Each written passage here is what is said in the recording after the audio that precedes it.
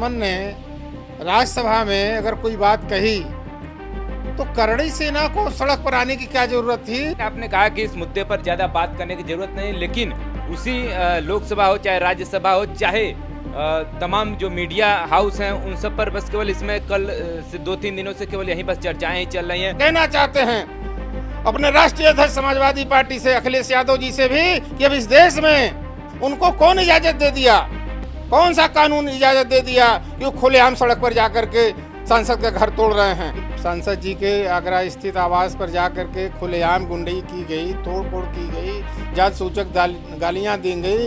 इनके यमराज कहाँ चले गए थे। 21 मार्च 2025 को देश के सबसे ऊपरी सदन यानी कि राज्यसभा में रामजीलाल सुमन, जो कि समाजवादी पार्टी के राज्यसभा सांसद हैं, उनके द्वारा राणा सांगा को लेकर के वक्तव्य दिया जाता है। उसके बाद कड़ी सेना के तमाम कार्यकर्ता उनके घर पर बुलडोजर लेकर पहुंच जाते हैं। उनके घर के अगल बगल जितने भी फोर व्हीलर थे सबके शीशे तोड़ दिए जाते हैं। लेकिन उसके बाद अखिलेश यादव का भी बयान आता है और तमाम ऐसे राजनीतिक दल हैं, सभी लोगों का अपना अपना एक वक्तव्य आ रहा है। और इसी बीच हमारी मुलाकात होती है समाजवादी पार्टी के प्रदेश सचिव रामराज सिंह पटेल जी से। मिर्जापुर जिले के चुनार विधानसभा के रहने वाले हैं। क्या कुछ इनका कहना है वो हम लोग जानेंगे, साथ ही साथ कुछ इतिहास के पन्नों को भी हम लोग पलटेंगे कि आखिरकार राणा सांगा को लेकर के जो इस तरह के वक्तव्य दिए गए हैं उस पर तो बात होगी ही, और थोड़ा सा जिस तरह से उनके घर पर हमला हुआ उस पर भी बात होगी। थोड़ा सा इतिहास से ही हम लोग स्टार्ट करें तो क्या कुछ राणा सांगा के बारे में, जिस तरह से समाजवादी पार्टी के राज्यसभा सांसद हैं, उनका क्या कुछ कहना है, उनसे आप कितना इत्तेफाक रखते हैं उस बयान से? देखिए, आज भारत की राजनीति की दिशा बहुत बदल चुकी है। लोकसभा के अंदर या राज्यसभा के अंदर देश की समस्याओं पर चर्चा न होकर के उल जुलूल बातों पर चर्चा होती रहती है।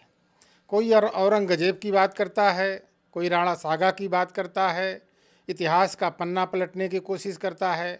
लेकिन वर्तमान में जो देश की हालात है, आज करोड़ों नौजवान बेरोजगार घूम रहे हैं, डिप्रेशन में चले जा रहे हैं, आत्महत्या कर रहे हैं, शिक्षा व्यवस्था बिल्कुल बिगड़ चुकी है, जातिवाद बढ़ता जा रहा है। जी सुमन ने राज्यसभा में अगर कोई बात कही तो करड़ी सेना को सड़क पर आने की क्या ज़रूरत थी। उनकी बात का जवाब तो राज्यसभा में सरकार को देना चाहिए था, लेकिन सरकार ने जवाब न दे करके करड़ी सेना के लोगों को उकसा दिया और नौजवान जा करके उनके घर पर तोड़फोड़ करने लगे। इसका मैं कतई समर्थन नहीं करता हूं और मैं भारत सरकार से मांग करता हूं कि जो भी जाति के आधार पर संगठन बने हैं, इन जाति आधार पर बने संगठनों पर तत्काल रोक लगा दी जाए। आज़ादी के 76 साल बाद आज जिस तरह से जाति संगठन उभर रहे हैं, ये देश के लिए बहुत ही खतरनाक हैं। जी, उनका कहना है कि हमारे पूर्वज थे और हमारे पूर्वजों को अगर ऐसा बोलेंगे तो हमारे भावनाएं तो आहत होंगी ही। वो उनके पूर्वज नहीं थे, वो सारे देश के पूर्वज थे। उस समय राजा महाराजाओं का जमाना था और राजा किससे सहयोग ले रहे हैं, किससे लड़ाई लड़ रहे हैं, अब वो इतिहास के पन्नों में हो गया। उसे हमें आपको कोई चर्चा करने की ज़रूरत नहीं है। आज देश की समस्याओं पर चर्चा करने की ज़रूरत है, जात पात मिटाने की ज़रूरत है, छुआछूत मिटाने की ज़रूरत है, और जो लोगों के दिमाग में जाति जहर भरा हुआ है उसको दूर करने की ज़रूरत है। लेकिन आपने कहा कि इस मुद्दे पर ज़्यादा बात करने की ज़रूरत नहीं, लेकिन उसी लोकसभा हो चाहे राज्यसभा हो चाहे तमाम जो मीडिया हाउस हैं उन सब पर बस केवल इसमें कल से 2-3 दिनों से केवल यही बस चर्चाएं ही चल रही हैं करड़ी सेना को लेकर के और उस बयान को लेकर के राणा सांगा के। असल में मीडिया में बैठे हुए लोग भी, आप लोग भी उस पर ध्यान नहीं देते हैं कि देश की दिशा किधर जा रही है।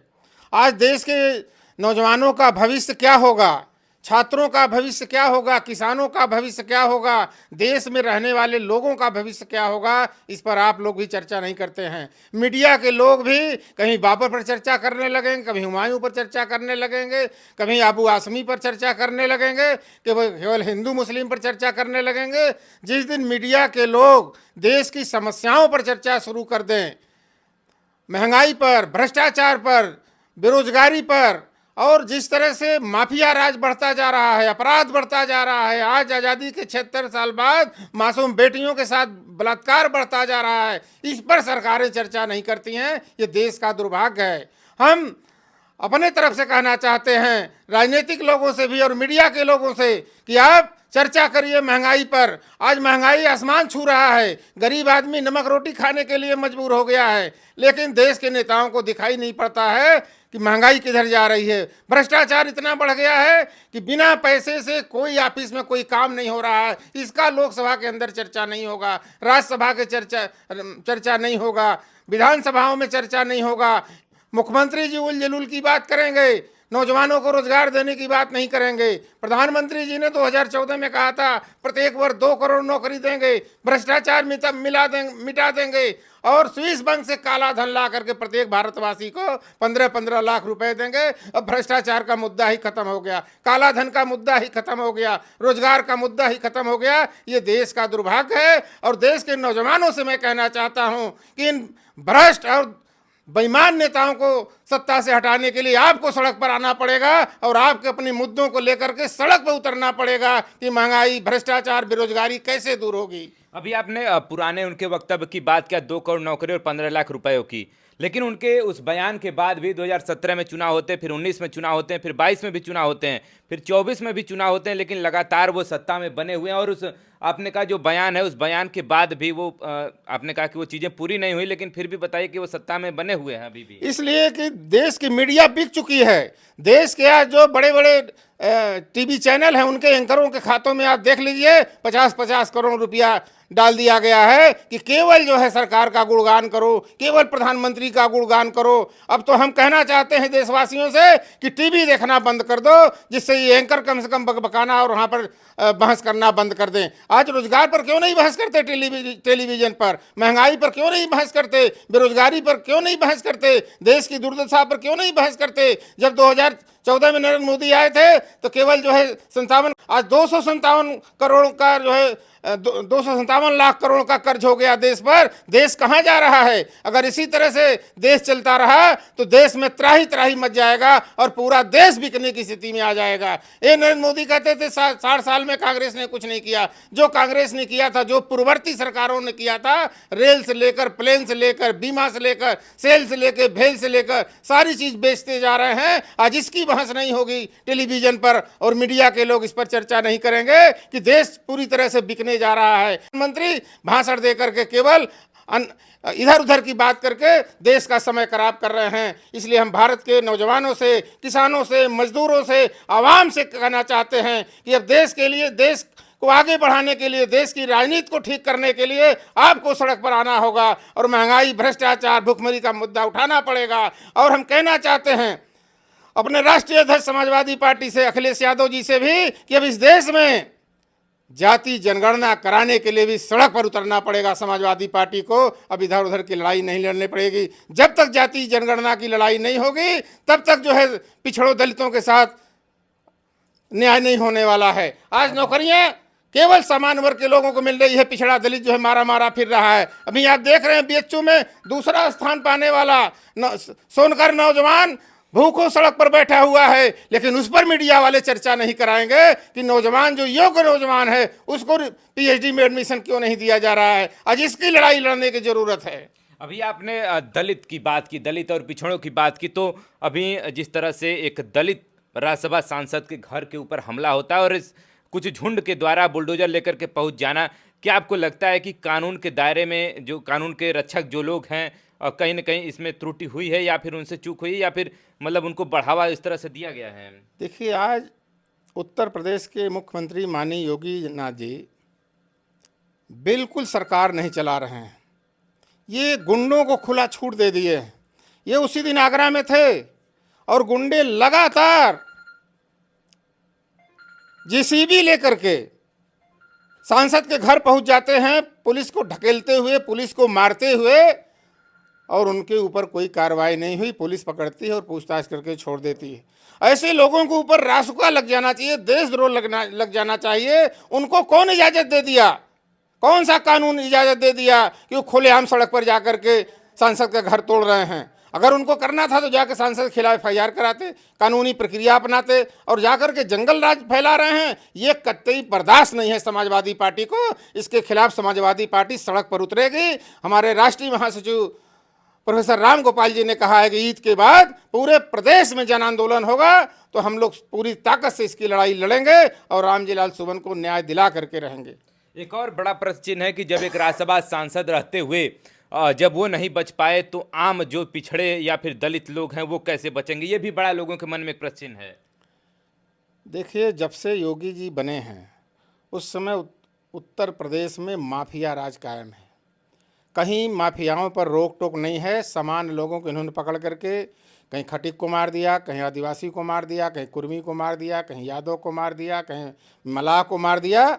लेकिन जो इनके स्वजाति लोग हैं, ये आज पूरे देश के खनिज पर, सारे ठेकेदारी ठेके पर, सब पर कब्जा हैं और पूरा राजस्व का वसूली यहीं कर रहे हैं। सरकार आज गर्त में जा रही है। हम कहना चाहते हैं माननीय योगी जी से कि अब भी सुधर जाओ। अपने आप बाबा हो, आप योगी हो और केवल जाति के लोगों को काम करना बंद करो। उत्तर प्रदेश के लिए काम करो। आप पूरे उत्तर प्रदेश के मुख्यमंत्री हो, केवल एक जाति के मुख्यमंत्री नहीं हो। देश का, प्रदेश का हालात जिस तरह से बिगड़ रहा है, निश्चित रूप से आने वाले समय में जनता सड़क पर आएगी, फिर आप जो है लॉ एंड ऑर्डर संभाल नहीं पाओगे। अभी आपने कहा कि माफिया गिरी इस समय यूपी में चरम पर है, लेकिन उनका कहना है कि अगर इस चौराहे पर आप इस तरह से कोई भी अभद्रता करते हैं तो अगले चौराहे पर यमराज खड़ा आपको मिलेगा। ये हर जितने भी इनके मंच पर से बयान आते हैं, आपने सुना होगा। इनके यमराज कहाँ गए? जब लालजी सुमन सांसद जी के आगरा स्थित आवास पर जा करके खुलेआम गुंडई की गई, तोड़ फोड़ की गई, जात सूचक गालियाँ दी गई, तो इनके यमराज कहाँ चले गए थे? ये तो वहीं मौजूद थे, तो इनके यमराज तो वहाँ तोड़ फोड़ कर रहे थे। तो ये अनाप शनाप का भाषण देना बंद करें और जो है कानून व्यवस्था ठीक करे उत्तर प्रदेश का, वरना जिस दिन 90% समाज सड़क पर आएगा, योगी जी आप उत्तर प्रदेश छोड़ के भाग जाओगे उत्तराखंड। आप इतना हल्के में मत रहो। गरीबों, किसानों, मजदूरों का बहुत परीक्षा मत लो, उनके धैर्य का बहुत परीक्षा मत लो। अब जो है उत्तर प्रदेश में क्रांति होने वाली है। 2027 में विधानसभा का चुनाव भी आने वाला है, तो क्या आपको लगता है कि जो ये बयान आया है इनसे कुछ नुकसानी होगा आगामी 2027 के चुनाव में? जो समाजवादी पार्टी माननीय योगी जी कर रहे हैं उससे भारतीय जनता पार्टी इस बार समाप्त हो जाएगी। समाजवादी पार्टी पूर्ण बहुमत की सरकार बनाएगी। चलिए देखिए, हमारे साथ समाजवादी पार्टी के प्रदेश सचिव रामराज पटेल जी जुड़े हुए थे और रामजीलाल सुमन ने जिस तरह से बयान दिया उसके बाद फिर करड़ी सेना के तमाम वो कार्यकर्ता उनके घर में होते हैं और तोड़फोड़ भी मचाते हैं। कहीं न कहीं एक दलित सांसद होने पर ही अखिलेश यादव जी का बयान आया था कि एक दलित सांसद होने की वजह से ये लोग इतना जो है कर गए, अन्यथा की स्थिति में ऐसा ना होता। फिलहाल इस पूरी घटनाक्रम को लेकर के आप क्या सोचते हैं? क्योंकि कानूनी कार्रवाई भी कोई चीज़ है। आप अगर वैसा कुछ वक्तव्य उन्होंने बोला है तो कानून भी एक सहारा है, कानून के तौर पर भी आप उनसे समझ सकते हैं।